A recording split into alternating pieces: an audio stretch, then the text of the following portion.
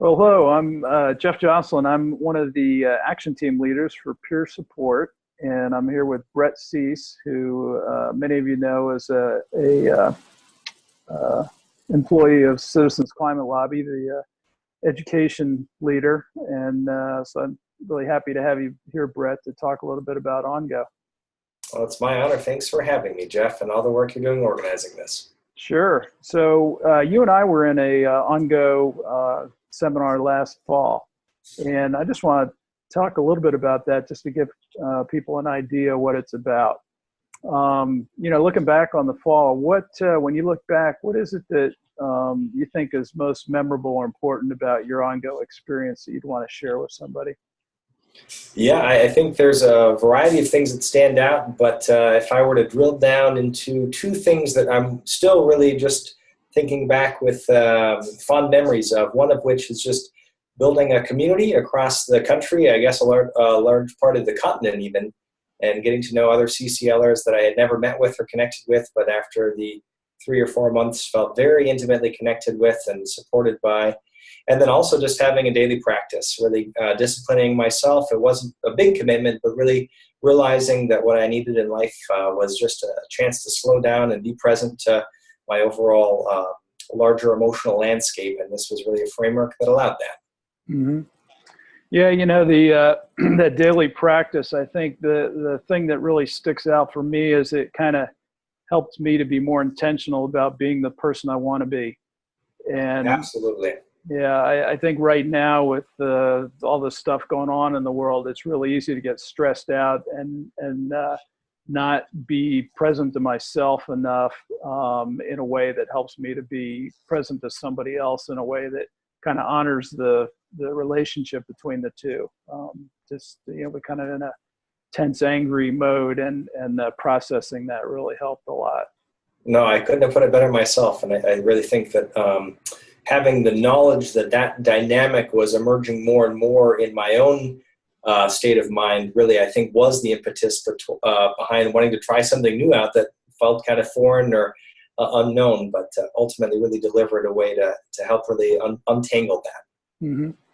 And can you say a little bit about, what was your commitment to the process? Because it takes some time and effort to do. Yeah. I think, in some ways, I think just like any commitment, a lot more can be made than what, the initial commitment might seem like. But for me, it was just, a basic framework of a weekly 90-minute call that we all did together, Jeff, you and me, and the other 18 on the line. And then also just really having a daily practice where you would read a short guided quote or poem or centering exercise, and then sit in silence or reflection, and then a weekly buddy check-in. So getting to partner up and have a chance to do some check-in with one of the other individuals in the circle. Yeah. One of the things I'd like to mention is that we used a book as a guideline, and what we did was we traded leadership roles. So there was not one person in charge. Everybody got a chance to lead, which I think was great because there were one or two people that were a little reluctant to do that. And I think they were really happy afterwards that they did that. It was a kind of a growth experience for them, as is not leading for me. So absolutely. I know it benefited everyone. And I agree. I echo that. It felt very empowering and democratic to have it be something that we all shared in the guiding of the overall tone of the group.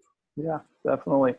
So in this fall Ongo, we're going to try something different. We thought we'd have 3 different groups if it works out, which would be a group that's international in focus. So the invitation would be to people from around the world.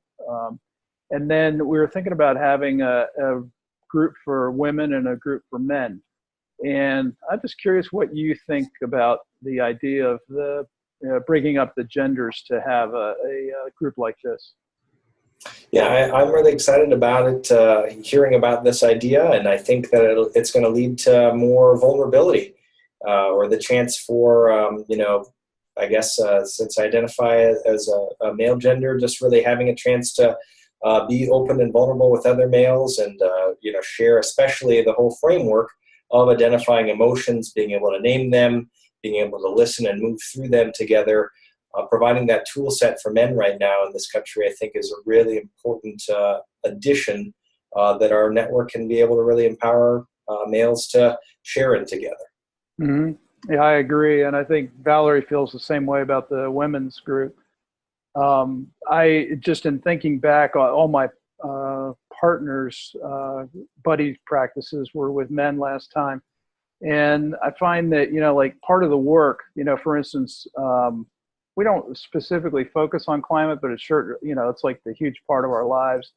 And maybe the way it relates to me and my wife and my activism, is something that I would have a different conversation with you than I might with a woman. And, part of the way I honor my wife is I just don't talk to other women that way about her. So to be able to talk to you about it, I think would be it helps. It really did help me work through some things that I was either struggling with or trying to be better at.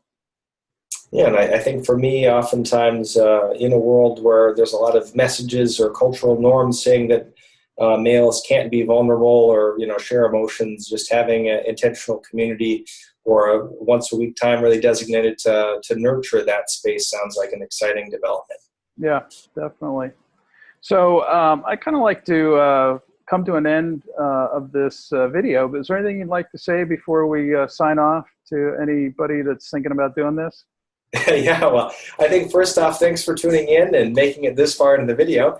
And secondly, just if you were like me, this sounds kind of like a goofy or unknown step that you are maybe on the fence with. And I say just give it a shot. It's a really rewarding experience, and it's something that really, for me, continues to ripple into the way that I view the world and slow down to really feel more present to my own self. That sounds great. Thanks for that, Brett. And it's great seeing you. And we look forward to having some other people join in with Ongo. I am so excited to hear about it too. And thanks for the invitation, Jeff. Sure thing. Take care. All right.